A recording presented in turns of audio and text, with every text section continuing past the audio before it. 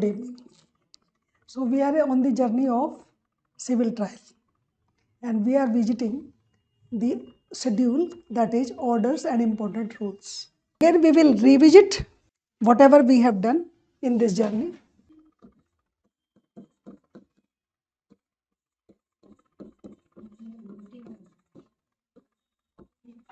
We will revisit very fastly. Civil trial. The plaintiff has to see the jurisdiction where the case is to be filed. Then we'll file the suit by filing the plaint. If plaint is not returned or rejected, then process would be issued, and after the process, the stage will come for pleadings,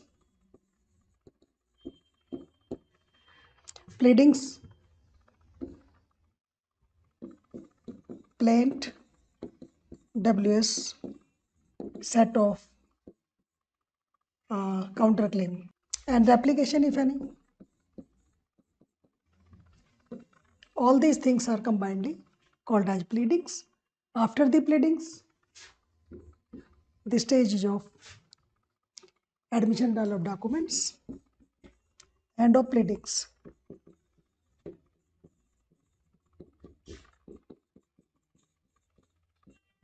And of pleadings or the truth. Then whatever is admitted on which the judgment can be delivered, and whatever is denied, the issues can be framed.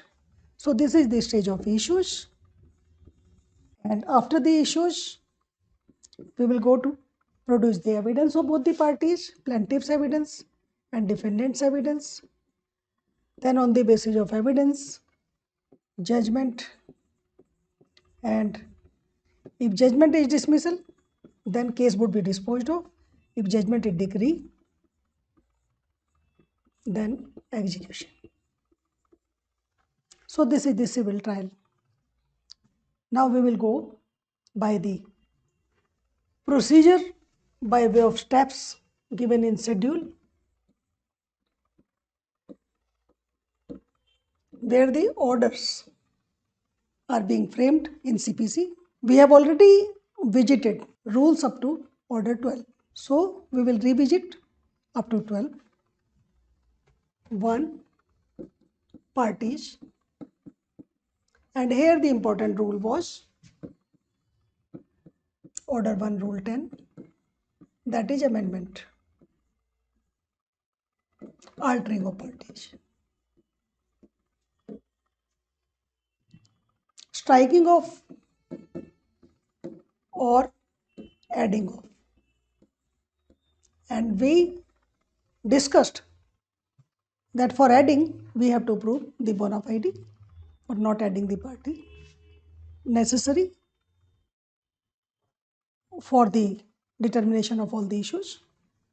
Then order 2 talks about the frame of the suit, where it was discussed rule 2 and 3, all reliefs and claims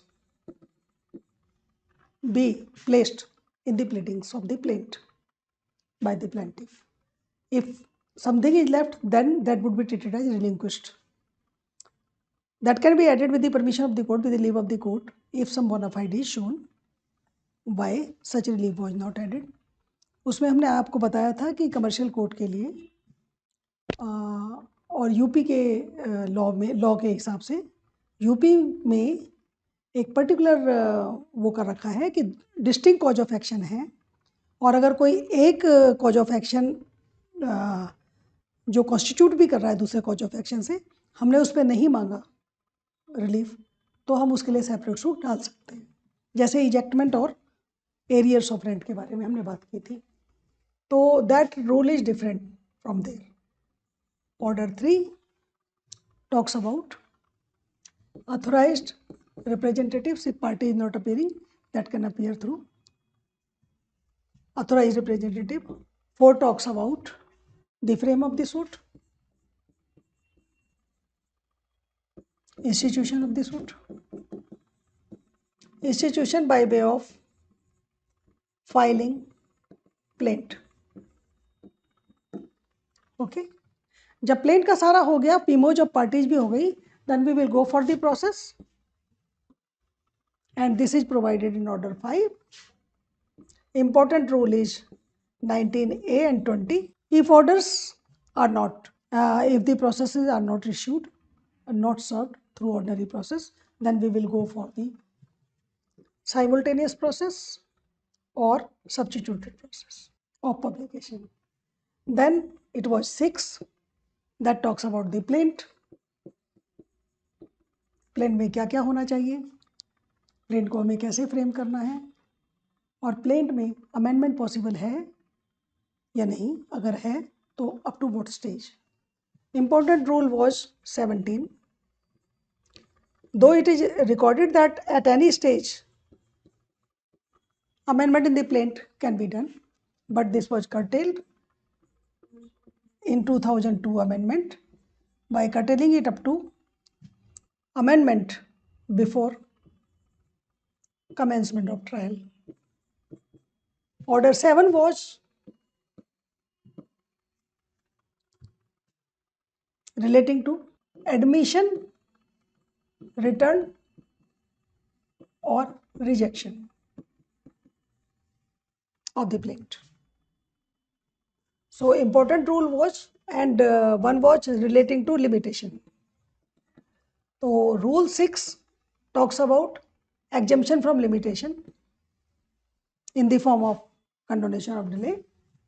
Rule 7, rule 9 was admission of plaint, 10 was return, and 11 was rejection. Rule 13 was relating to filing of, rejection does not preclude filing of fresh suit.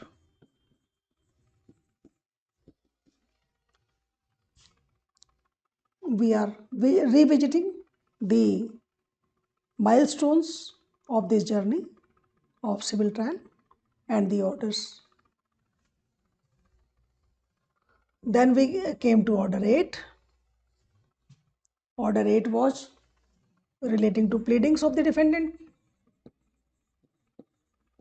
and pleadings of defendant was WS, set off or counterclaim. The important rule was 1 that talks about the period within which the WS can be filed, and if not filed, the effect in rule 10 that judgment can be passed if the pleadings are not filed by the defendant within specified time or the time granted. Rule 1 says 30 days and if extended up to 90 days. For commercial court it is 120. Arbitration proceedings also provides the period of 120 for filing of reply. Okay. Then we had order 9. It was relating to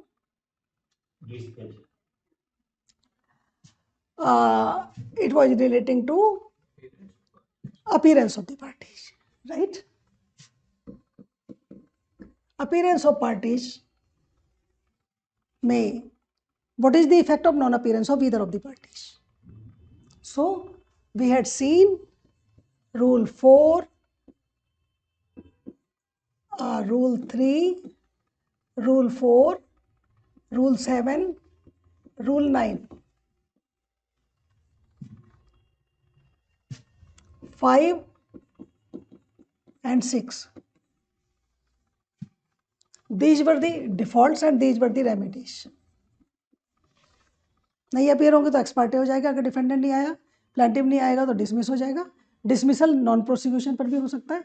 PF नहीं file किया है, copies file नहीं की time पर, आपने जो direction court ने दिया वो आपने नहीं किया, तो क्या क्या डिफॉल्ट पे प्लांटिव का जो होगा वो सूट डिसमिस होएगा, इन डिफॉल्ट और फॉर नॉन प्रोसिक्यूशन, और डिफेंडेंट का एक्स पार्टे होगा, और उसको सेट असाइड करने के लिए यानी कि दोबारा से रिस्टोर करने के लिए, ये सब चीज़ें, ये रूल्स इंपॉर्टेंट है। सबसे ज़्यादा इंपॉर्टेंट है 13, जो कि डिक्री पास होने के बाद, जजमेंट पास होने के बाद, अगर एक्स पार्टे जजमेंट पास हो गई है तो जजमेंट को भी, डिक्री को भी सेट असाइड कर सकते हैं। और इसके लिए खाली 2 ही ग्राउंड हैं, या तो सर्विस नहीं हुई, सफिशिएंट कॉज को तो कभी मत भूलिए, कोई भी प्रॉब्लम हो जाएगी सिविल ट्रायल में और आपने उसकी, you want to take the hands off the clock back, for that you have to show 2 things, bona fide and sufficient cause. These are 2 doctrine that is available before any court, civil code और criminal code. Civil code में ज़्यादा है क्योंकि वहाँ नुकसान ज़्यादा है, right. वहाँ क्रिमिनल कोड का जो प्रोसीजर है वो इस तरह के शेड्यूल में नहीं प्रोवाइडेड है, इसमें एक एक स्टेप प्रोवाइडेड है, and you can not go beyond that, right. So these were the rules 9 तक। Rule order 10 was relating to examination of the parties. Who will do this? Examination of parties कौन करेगा? The court. Civil court में magistrate नहीं होता, right. States में JM होता है, judicial magistrate, जिसके पास सिविल होता है, राइट। लेकिन सिविल कोर्ट में, मेट्रोपॉलिटन सिटीज में सिविल जज, okay. Examination of parties and interrogatories,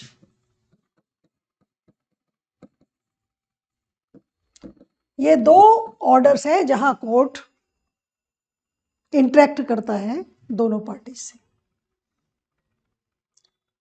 for the purpose of getting the best stuff on one side and the stuff to decide controversy, real controversy on another side, because now it will come for the stage of commencement of trial, and to cut short, whatever is important, whatever is to be decided, whatever is in controversy has to be put on trial, okay. So these are the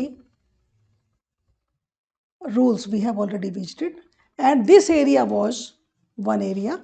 Now we will proceed further towards the determination of issues. So today we will go for order 12, 13 and order 14. Examination हो गई, interrogatories हो गई, काफ़ी सारा पता चल गया कि दोनों की प्लीडिंग्स क्या है, प्रीमाइसिस क्या है, प्रोपोजिशंस क्या है, मटेरियल प्रोपोजिशंस को निकलने का समय आ गया। 12 talks about admissions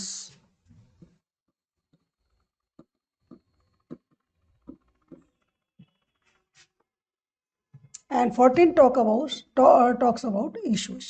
जो कुछ एडमिट हो जाएगा उस पर जजमेंट हो जाएगी, और जो कोई डिनाई होगा उस पर इश्यूज सेटल होंगे।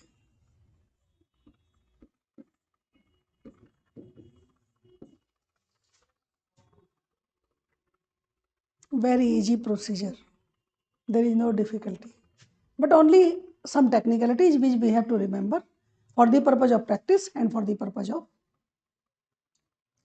being on the bench.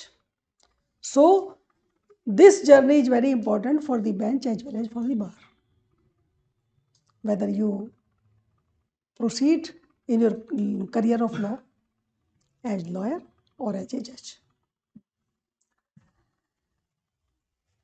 This is documents, इसको हम फास्टली रन करेंगे, उसके बाद हम 12 और 14 पर जाएंगे। Order 13 talks about documents. ये दोनों इश्यूज पर we will have a detailed discussion, because these are the basis, foundations of the trial, civil trial. Civil trial documents में basically we have to go for 3 things. production of documents, rejection of documents, impounding of the documents, इसी में return of the documents.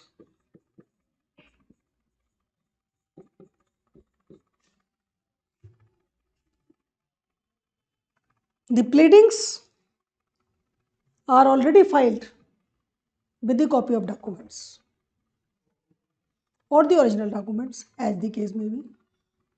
Now stage comes, what are the actual documents on which your pleadings are basing, right? मैंने जब evidence set कराया था तो मैंने ये बताया था कि evidence could be oral evidence or could be documentary evidence. तो अब क्योंकि ट्रायल की स्टेज आ रही है तो हमें ये देखना है कि जो प्लीडिंग्स कर रखी है, जो मटेरियल प्रोपोजिशन स्टेटमेंट की फॉर्म में दे रखी है और जो डॉक्यूमेंट्स दे रखे हैं वो एविडेंस के पर्पज से कितने रेलेवेंट हैं और कितने एडमिसिबल हैं. सो ओरिजिनल डॉक्यूमेंट्स ऑर्डर 13 में डिस्कस किए जाते हैं. कोर्ट में ask for the production of documents, original documents.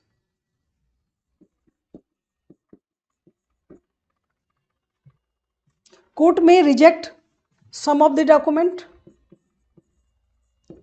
as inadmissible.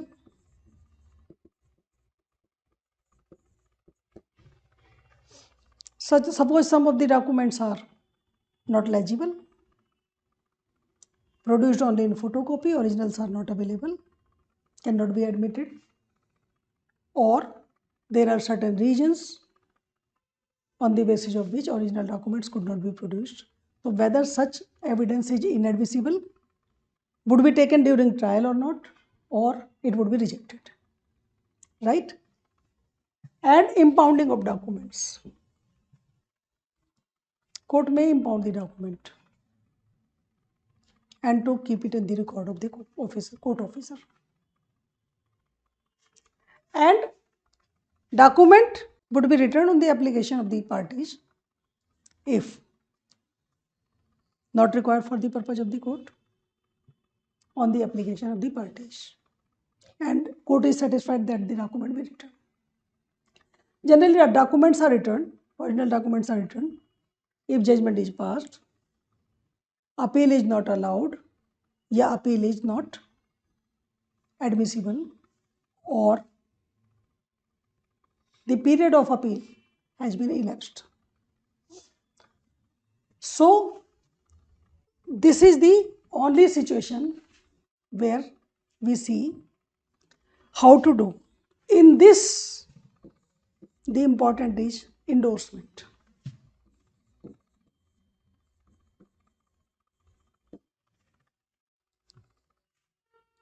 Production of document is basically taken in order 12, rule 8.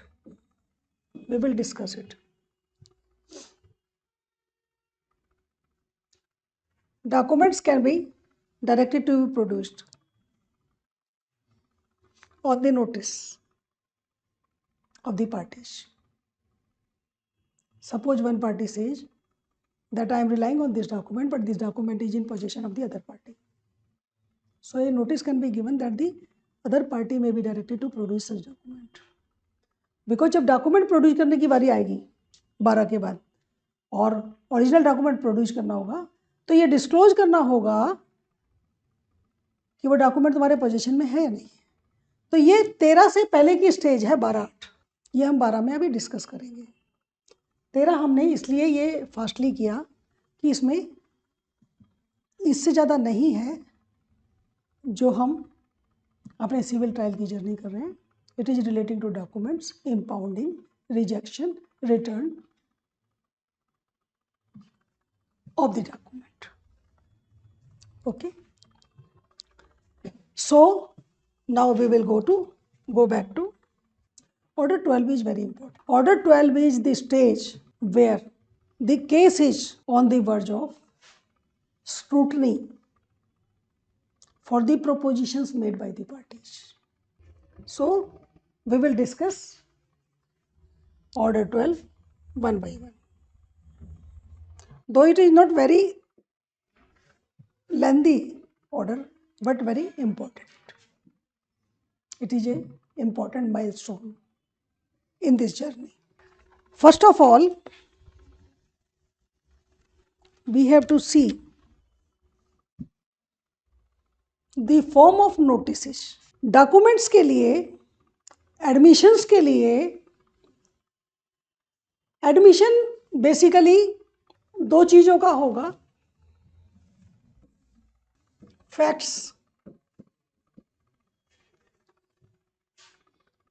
और डॉक्यूमेंट्स।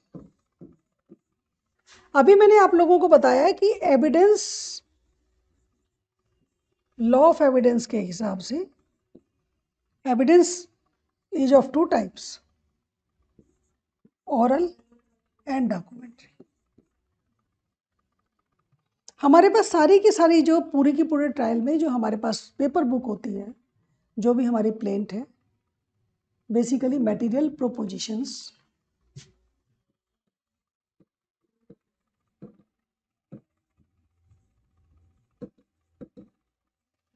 और मटेरियल डॉक्यूमेंट्स। एडमिशन के लिए नोटिस इज रिक्वायर्ड।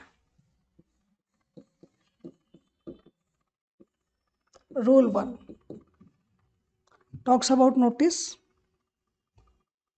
कोई भी party, either party may give the notice to the other party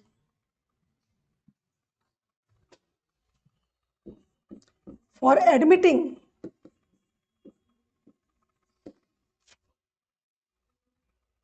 the truth of the case.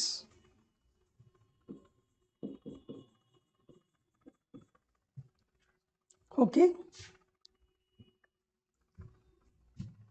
Rule 2 is the notice relating to documents. Rule 1 is relating to the truth of the case. Facts. Okay. Rule 2 is relating to the document. Admission of documents. Rule 4 talks about the notice for admission of facts. So, Rule 1 and Rule 4.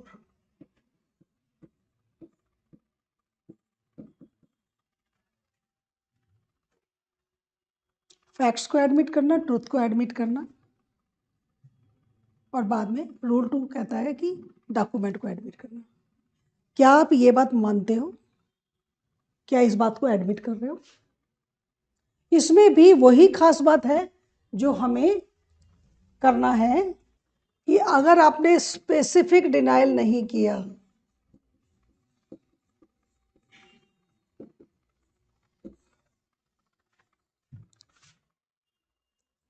for the facts or for the truth or for the document, then that would be deemed as admitted.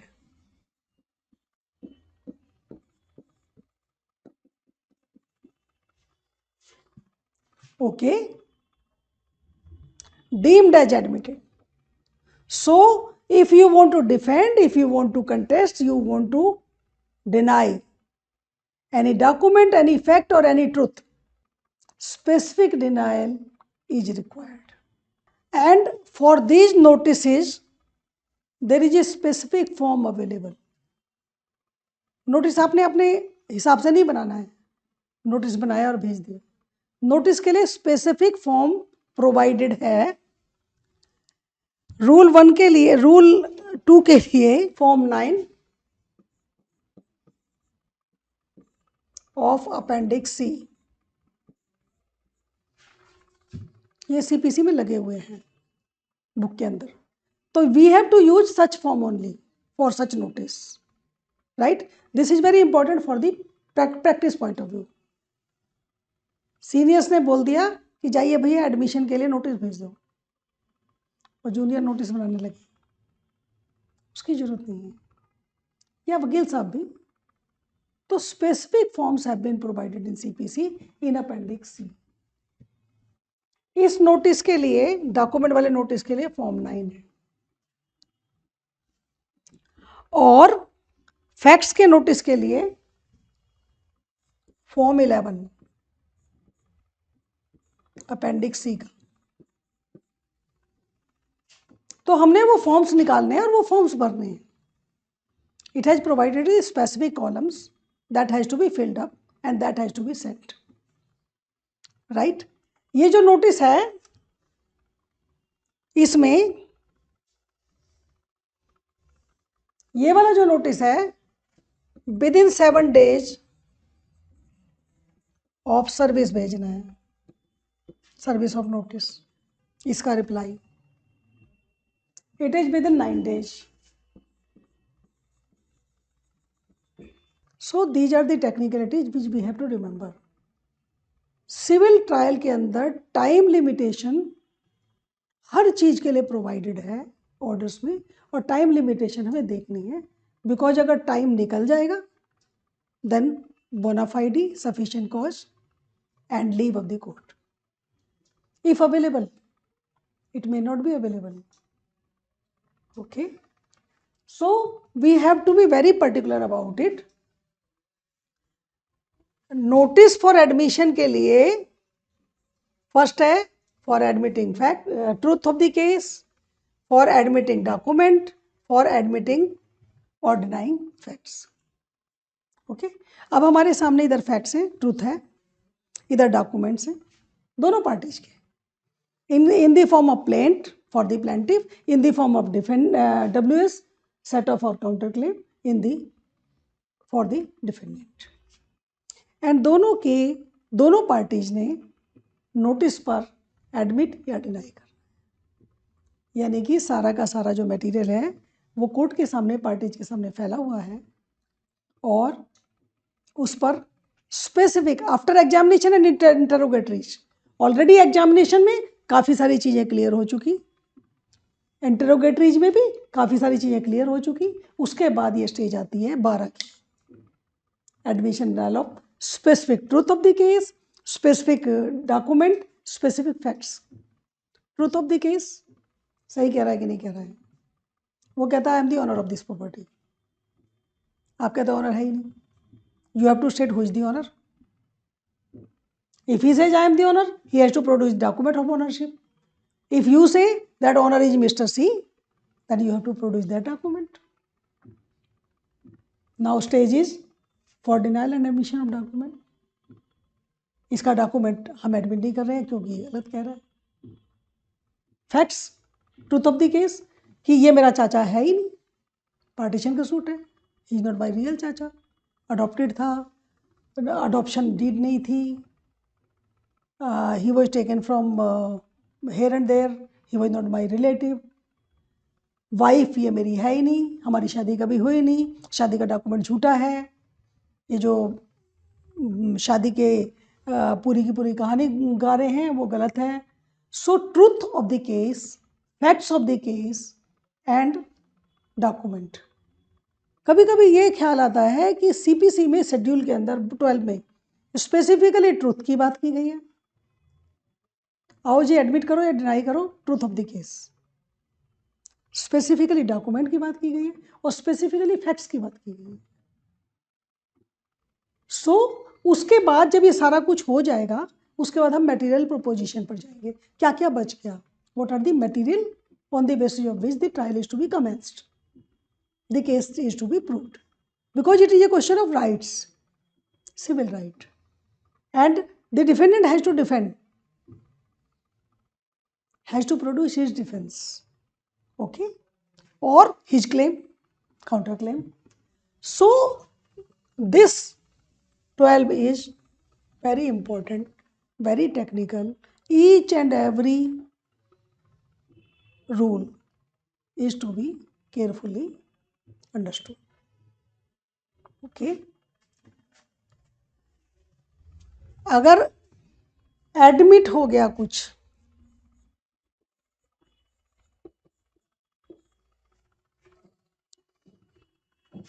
Facts, truth या document, तो उसका effect क्या होगा? Tell me. Judgment on admission होगा ही 12/6 में।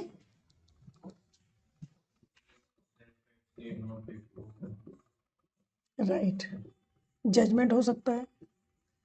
जिस चीज के लिए हमने पूरा केस डाला उसमें हमने बिना ट्रायल के ही जजमेंट मिल जाएगी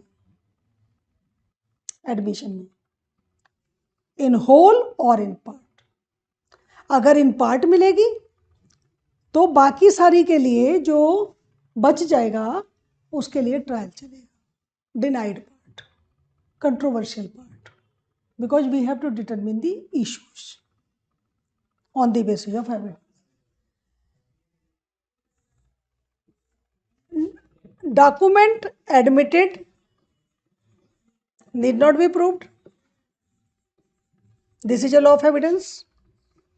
But here in CPC, in the schedule, it has been provided in order 12 that court may order to prove such document even if it is admitted. There may be some document जो photocopy में है, clear नहीं है, having some cutting, some doubt, तो court में ask to prove such document. Okay, evidence act says admitted, facts are not to be proved, that is a law of evidence. But order 12 civil trial में specifically prescribe करता है कि court में ask the parties to prove the document admitted. Okay, so please remember this fact. कभी कभी ये पूछ लिया जाता है, admitted document need not be proved, correct, but there is a specific power given to the court to ask for document or the facts to be proved. Okay, there is one more thing we have to remember, क्योंकि admission पर judgement मिल सकती है. Parties can say हमने तो admit ही नहीं किया. So there is a specific rule provided for endorsement of admitted document. Admitted document का इंडोर्समेंट जो है वो आपको ध्यान रखना है. इंडोर्समेंट के लिए अलग से स्पेसिफिक रूल्स बना रखे हैं in order 13 for the document. इसमें आपको स्पेसिफिकली लिखना होगा, जब वो एडमिट करेंगे तो आपको लिखना होगा उस डॉक्यूमेंट के ऊपर suit number, name of the suit, the person, name of the person, produce the document, date of production and date of admission with the name of person who admitted. ये सारी इंडोर्समेंट्स उस document पर होंगी, तभी वो admitted document माना जाएगा. And उसके नीचे सिग्नेचर ऑफ द कोर्ट. आपने एडमिशन कर लिया, सब कुछ कर लिया कोर्ट में, अगर जज साहब के उस पर सिग्नेचर नहीं है तो that would not be treated as admitted document. Right, so signature of the court. So practice point of view से ये बहुत ध्यान रखने की बात है कि जब हम एडमिशन डॉक्यूमेंट कर रहे हैं तो हमें ये सब चीज़ों की जरूरत है. राइट, अगर स्टेटमेंट ऑफ अकाउंट है तो बैंकर्स बुक ऑफ एविडेंस के हिसाब से उसका कंप्लीट रिकॉर्ड और एंट्री रखना होगा. वो एंट्री कहाँ से आई है उसका डॉक्यूमेंट का भी वो रखना पड़ेगा और डॉक्यूमेंट का रिकॉर्ड भी रखना होगा. राइट, पर्सनल अकाउंट है, दूसरे अकाउंट हैं जिनसे कि आउटस्टैंडिंग निकाला गया है, तो वो सारा रखना होगा। ठीक है, ये हुआ आपका एडमिशन डायल ऑफ डॉक्यूमेंट्स। अगर एडमिशन आपका फैक्ट्स का हो गया, ट्रुथ का हो गया, डॉक्यूमेंट का हो गया, तो हम वो पोर्शन निकाल देंगे जो एडमिट हो गया। मान लीजिए कि आपने ये कहा कि ये हमारा लैंडलॉर्ड टेनेंट रिलेशन है at the rate of so and so for the period of so and so. आपने एविक्शन भी मांगा है, पोजेशन भी मांगा है, साथ में एरियर्स ऑफ रेंट भी मांगा है, और आपका इतना रेंट ड्यू है। तो आपने क्या करना है कि दोनों चीज़ें, जो चीज़ एडमिट हो गई, suppose landlord tenant relation admit हो गया, पोजेशन एडमिट हो गया, तो उस पर और sum of the rent, arrears of rent admit हो गया, तो उतना पोर्शन पे आपको डिक्री जजमेंट मिल जाएगा। जो बच गया उसके लिए एविडेंस प्रोड्यूस करना है। तो जिस जिस पोर्शन के लिए हमने एडमिशन हो गया वो judgment order 12 rule 6 judgment on admission, जो डिनायल है, जिनको स्पेसिफिकली मना कर रखा है, उसके लिए we will go for order 14 for settlement of issues. Settlement of issues किस पर होंगे? मटेरियल प्रोपोजिशन जो दोनों की प्लेडिंग्स में आई हुई हैं, उसमें मैटर इन कंट्रोवर्सी,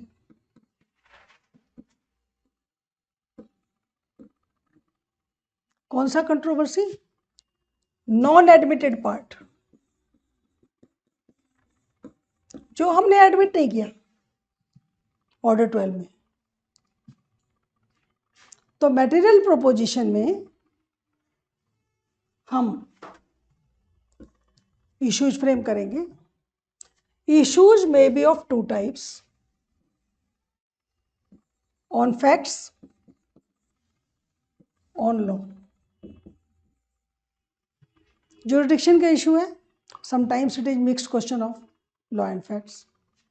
लिमिटेशन का इशू है, it may be question of mixed question of law and facts, it may be pure question of law. जो इश्यूज पर्टिकुलरली ऑन लॉ है, प्योर क्वेश्चन ऑफ लॉ है,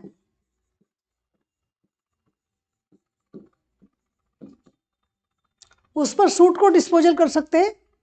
तो उन issues को हम preliminary issues मानते हैं, और preliminary issues are to be decided first.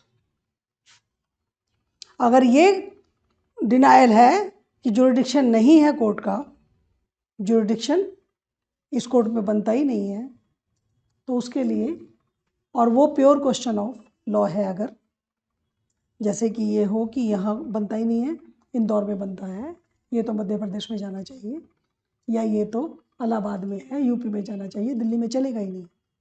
तो इस तरह की चीज़ के लिए generally this type of questions are pure questions law, may be mixed question of law and fact.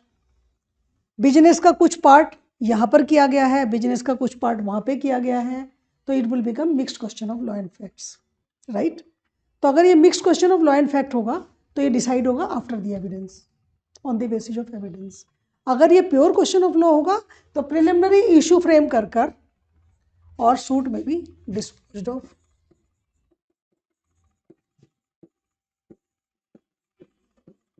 Okay, अगर फैक्चुअल पर है तो लॉ ऑफ एविडेंस कहता है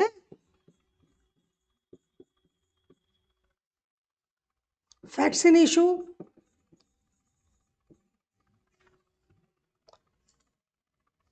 तो लॉ ऑफ एविडेंस कहता है